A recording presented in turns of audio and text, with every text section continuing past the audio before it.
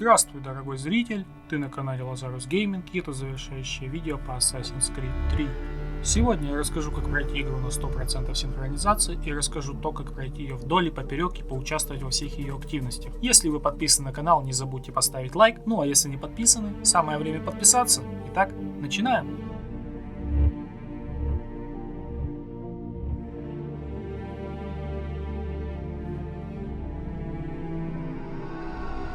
С предыдущих частей игры объем, нужный для 100%, значительно вырос. Нам все так же нужно заполнить полосу ДНК, но теперь у нее появилось числовое значение, равное 17070 очкам. Выполнение заданий дают очки, но не все. Чтобы получить 100% синхронизации, нам нужно выполнить следующие задания. 12 последовательностей со 100% синхронизацией, прохождение которых есть на канале.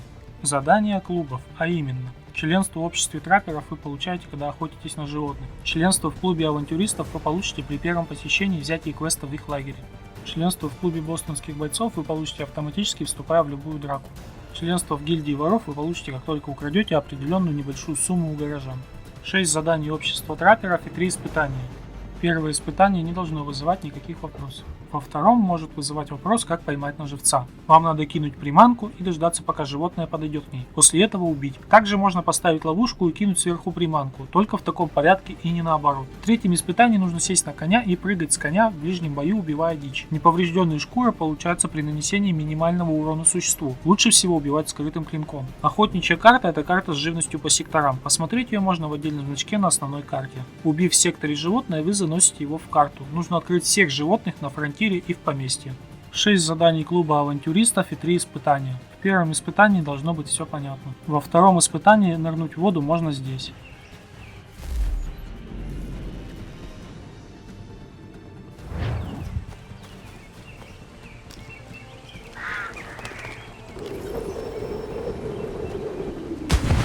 Разговор с Вашингтоном изначально начинается в 9 главе. Там с ним можно поговорить 2 раза, а 3-й раз уже в Нью-Йорке после прохождения. Коннор, командующий, рад вас видеть. Вы добились своего. Что будете делать теперь? Также фактории — это магазины, и всего их 3, на карте показаны буквами Е.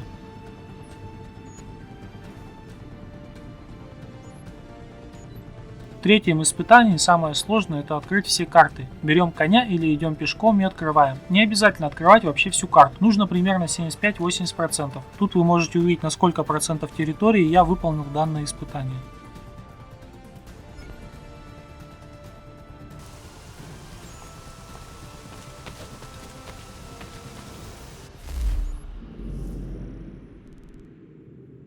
Таверны можно отследить по значку игральных костей. Далее прилагаю карты с расположением данных таверн.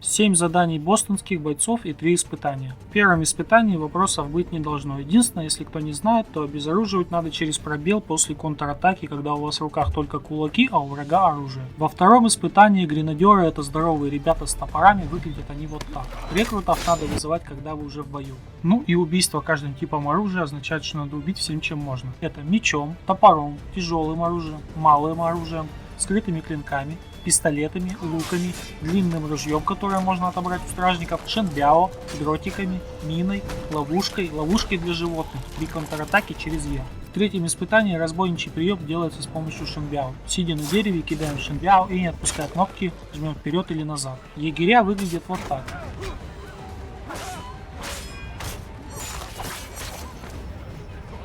Щитом надо закрываться через пробел, когда у вас кто-то целится и рядом есть враг, которым можно прикрыться. У воров нет заданий, а есть только 3 испытания. В первом испытании все просто, над курьером висит красный мешочек, появляется он случайно во время игры, нужно догнать его и свалить на землю через Е, не убивать. В втором испытании вам надо скрыться от стражников, когда они вас не видят в кустах, сене, колодце и так далее, и дождаться, пока они станут неагрессивными. Собаку стражника можно найти не только у стражников, которые ходят с ними. Те собаки, которые охраняют сундуки, тоже подойдут. Просто кидайте приманку недалеко от них. Чтобы украсть у стражника все имущество, надо сделать несколько краж подряд. После первой кражи не отпускайте кнопку, а продолжайте воровать, пока у него не закончится имущество. Ну а насчет богача, просто ищите горожанина, хорошо одетого, и обворовывайте его. Рано или поздно вы такого найдете. Обычно они в хороших шляпах или сюртуках. В третьем испытании тоже все просто. Выиграть 500 монет можно 6 раз, выиграв с максимальной ставкой в азартные игры. Если вы не прирожденный шахматист, советую играть в шары в поместье. Прохождение всех заданий фракции есть на канале. Далее нам нужно освободить Нью-Йорк и Бостон и прокачать всех наших рекрутов до ранга ассасинов. Играя первый раз, вы можете не понять, как вообще зайти в меню заданий ассасинов. Для этого надо зажать кнопку Т, где мы меняем способности ассасинов, и там нажать левой кнопкой мыши по значку мышки. Откроется карта с заданиями, где мы, как и в старые добрые времена, отсылаем своих рекрутов. Система рангов канула в бытие, теперь у нас званий всего их 12. Это рекрут, рядовой, капрал, сержант, кадет, лейтенант, капитан, майор, полковник, генерал, фельдмаршал и завершающее звание ассасин. Так же, как и в предыдущих частях, у миссии есть процент выполнения. Только в данной серии мы не можем потерять рекрута. Он просто становится раненым на некоторое время и не может нам помогать. Также полностью захваченные зоны дают плюс к шансу выполнения заданий на соседних зонах. Далее нам нужно собрать все альманахи, открыть все сундуки, собрать все перья и собрать 24 побрякушки одноногого и обменять их на 4 письма капитана Кида. Найти его сокровище на острове Оук.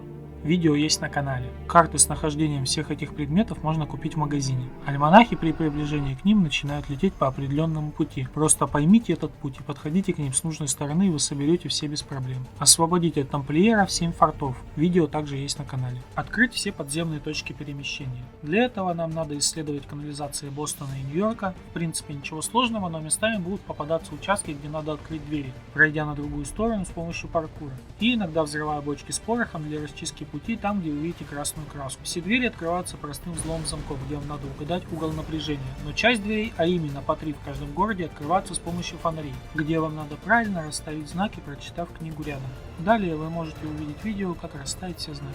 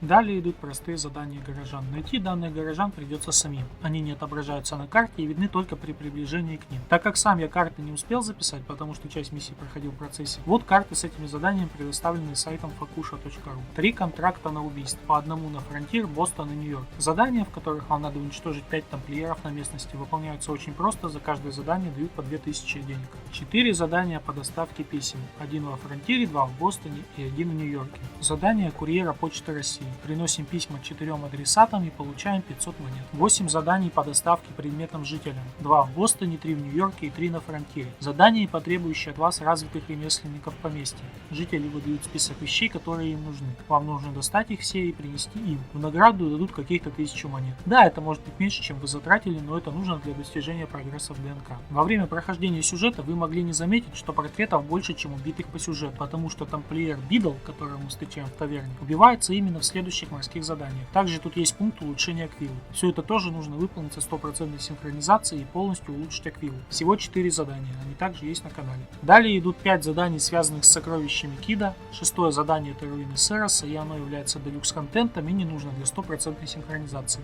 Выполнение данных заданий тоже есть на канале. Потом у нас 12 каперских контрактов, выполнить которые надо на 100% синхронизации. Выполнение задания обезопасит наш путь для морской торговли. Также есть 3 задания делюкс контента, которые не влияют на 100% синхронизацию. Прохождение всех этих заданий тоже есть на канале. Теперь нам осталось выполнить задание горожан в поместье и создать 9 изобретений Франклина. Они откроются после сбора всех альманах. Видео, посвященное поместью и его жителям, тоже есть на канале. Таким образом вы получите 100% прохождения в прогресс своего профиля. Но что же еще можно поделать в игре? Давайте обсудим остальные активности. Пройти задания пролога, отмеченные восклицательным знаком. Прохождение есть на канале. Пройти задание делюкс контента. Это 1 миссия морских областей, 3 миссии каперских контрактов и кампания Бенедикта Арнольда с отдельной локацией Вестпойнт. 4 заданиями и 1 испытанием. Испытания Вестпойнта можно проходить и на основной карте. Всего их 6. В городе есть толпы, к которым надо подойти и поднять бунт. После того, как стражник отвлечется на бунт, смело убиваем его. Двойное убийство мушкетом делается так же, как и обычное двойное убийство. Также это убийство нужно для достижения вьюплей. Артиллерийские оружия можно создать в книге в поместье. Чтобы убить доносчиков, нам надо найти патруль с барабанщиком и завязать драку. Как только барабанщик начнет убегать, догоняем его и убиваем.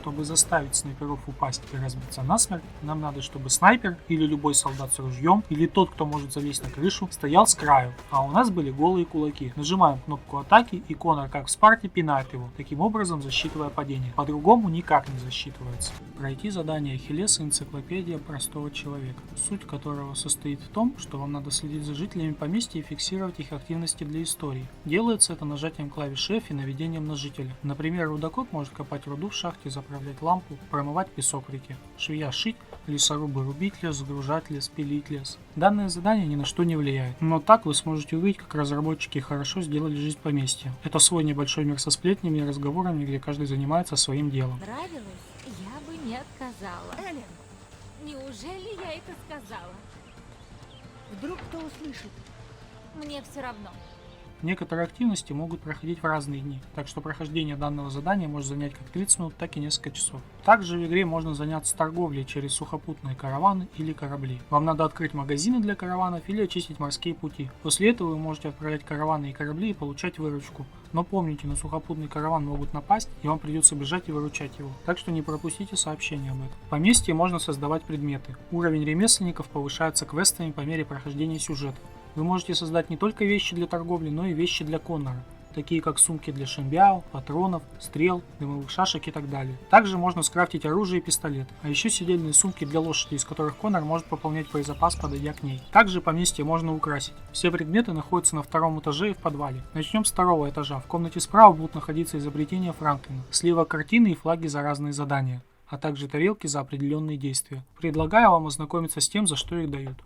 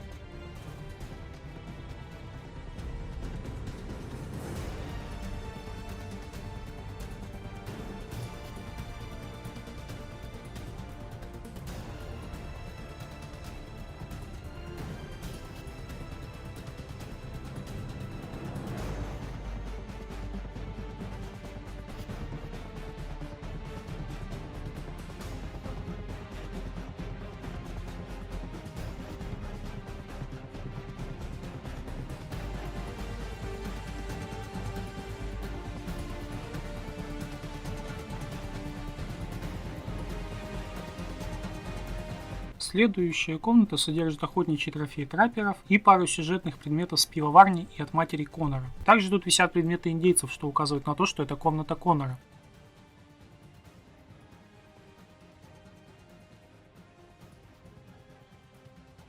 И последняя комната содержит все альманахи, выписки из газет, которые мы получаем по сюжету, а также кодекс со всеми записями из игры.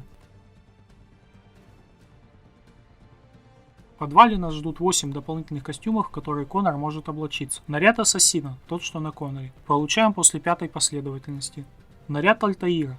Выдается за выполнение всех сюжетных 12 глав на 100% синхронизации. Старый наряд Ахиллеса. Нужно завершить все задания поместья Давенпорт. Форма капитана Аквилы. Выдается после завершения 6 главы. Требуется делюкс создания игры. Наряд капитана Кида. Дается за завершение задания на острове Оук по поиску сокровищ. Наряд Эцио. Покупается в Uplay за 30 очков Юниц. Да, теперь они официально так называются. В предыдущих частях я называл их коины, но тогда у них не было официального названия. Наряд Ганья Геха. За сбор всех перьев на фронтире. Наряд Узника. За завершение 8 главы, где Конор был в неволе. Традиционный колониальный наряд Ассасина. Выдается после завершения 6 главы. Требуется делюкс версии игры. Также в магазине можно купить 6 расцветок обычного костюма Ассасина. Также тут есть столик с трофеями от тамплиеров и оружейная, где хранится все оружие.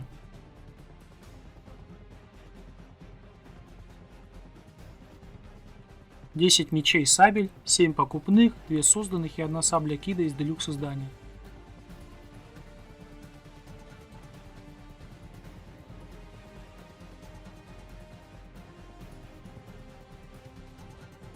Пять дубин, 3 покупных, 1 созданная и 1 из делюкс издания игры. 8 малых оружий, 6 покупных и 2 созданных.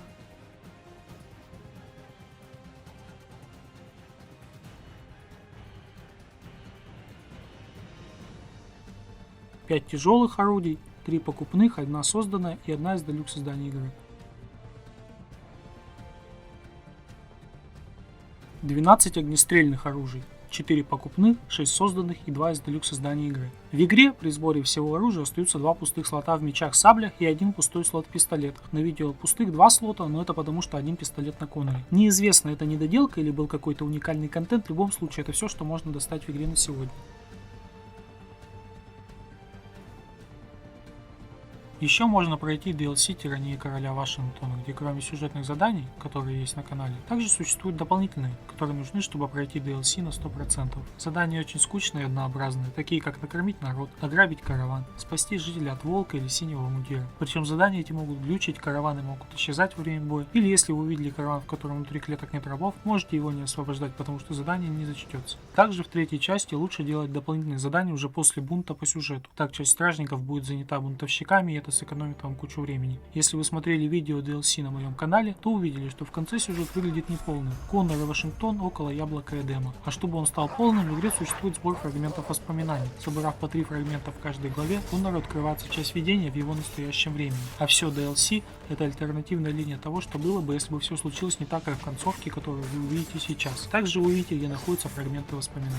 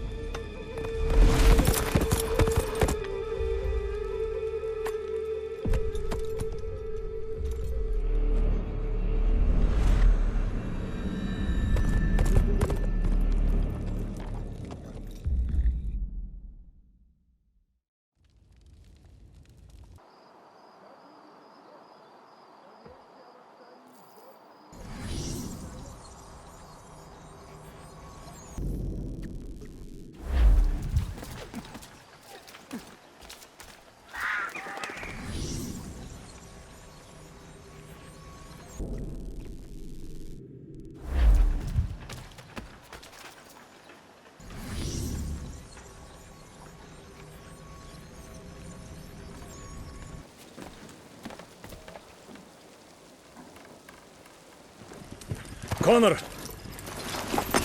Слава богу, я вас нашел. Генерал Вашингтон? Меня атакует новый враг. Боюсь, я не справлюсь. Что с вами такое? Черт побери, помогите! Лучше сядьте и объясните мне все. Боже, я не знаю, что случилось. Я стал... Это все сны. Они сводят меня с ума. Вот уж не думал, что вас могут напугать какие-то сны. Вы не знаете. Вам не понять. В них я вижу нечто невероятное. Мне снится, что я в Маунт-Верноне во время войны. Но там, во сне, войны нет. Я дома с Мартой и работаю на полях, мир и покой. Это похоже на рай. Но это не все. Покой этих видений толкает меня на чудовищные поступки. Я видел в них вас. Думаю, их насылает оно.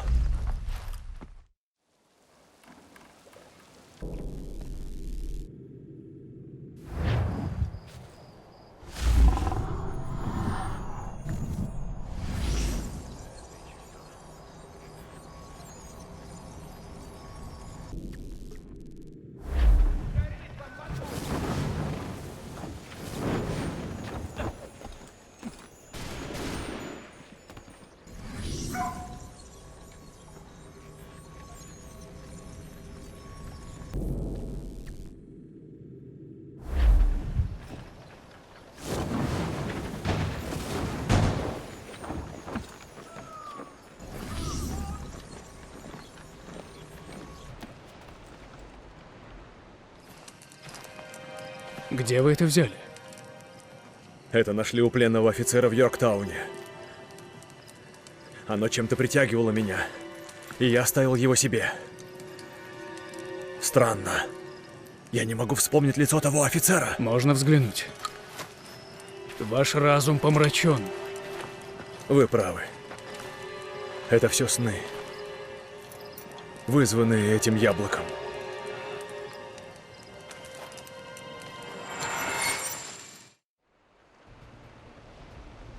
В игре, как и раньше, есть достижения, но они, в отличие от других частей, не внутриигровые, а вызываются интерфейсом Uplay через Shift плюс F2. В принципе, все достижения ясны, но некоторые могут вызывать вопросы. Например, игрок старой школы. Вы спросите, как мне выиграть чертовы азартные игры в поместье? Ну не математик я, а не шахматист. Шары выиграть нетрудно, а вот фонаролы и мельница могут вызывать проблемы. Для этого просто находите онлайн-версии этих игр в интернете и не ходите первым в Ассасине, а даете компьютеру делать это. Далее дублируйте ход компьютера как свой в онлайн-игре. Почти всегда комп в онлайн-игре уделывает комп в Ассасине. Получается, комп бьется против компа. Вам только нужно запоминать ходы и дуплировать их в игре. В описании оставлю ссылки, где это делал я. Король воров. Ограбить караван, не убивая охранников.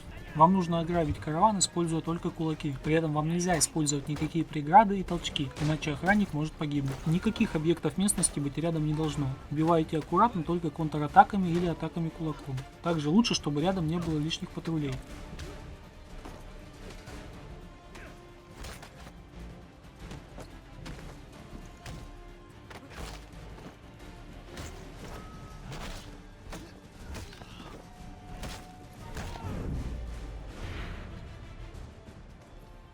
Способ, как найти караван, предлагаю посмотреть в данном видео.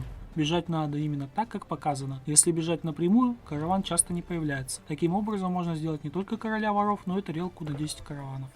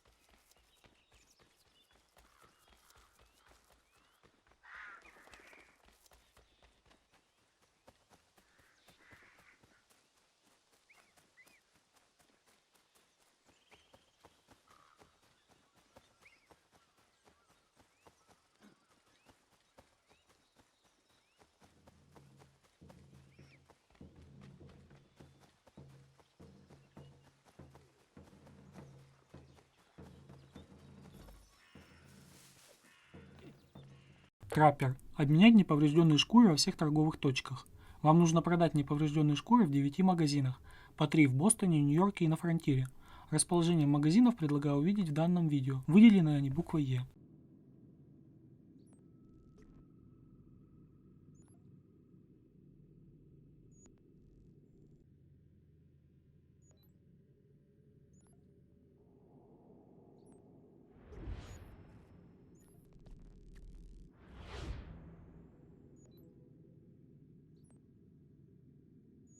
В облаках. Синхронизация анимуса. Для этого достижения нужна лицензионная версия игры, потому что точки всегда разные и идут с сервера Ubisoft. Так, все работает!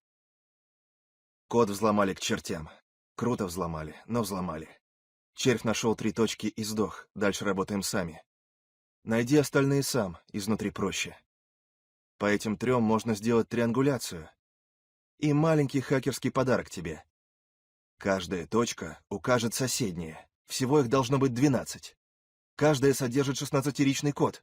Он-то нам и нужен. Когда найдешь все, соберем код, упакуем данные, и мы в дамках. Да, в революционной Америке долго не зависай. Хоть и хочется.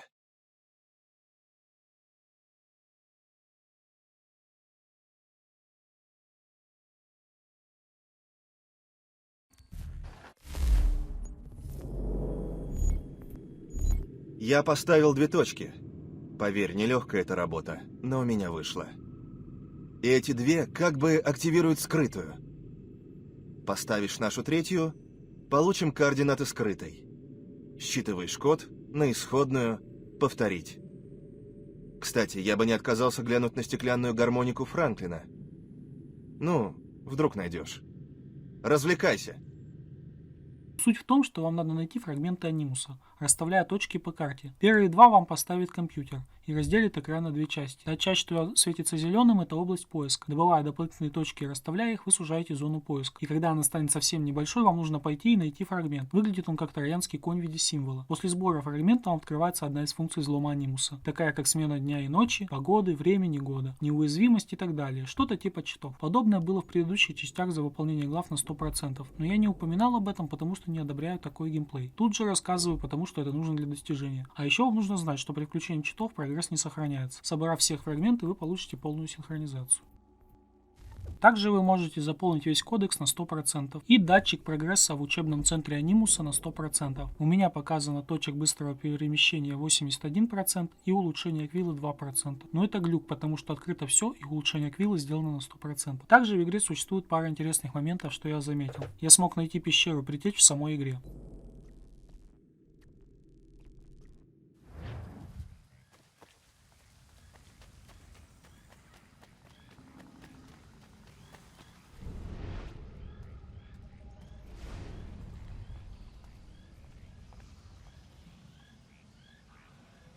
А еще, если встать за угол поместья Девенпорт и свистнуть, появится индейка. Вам надо покормить ее и во время кормления быстро нажать 2-2, 4-4, 1-3, 1-3, потом Е и пробел. У индейки появится капюшон.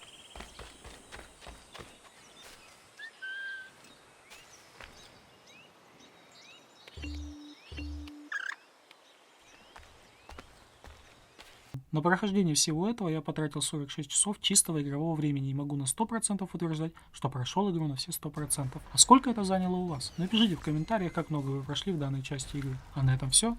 С вами был Лазарус. До новых встреч.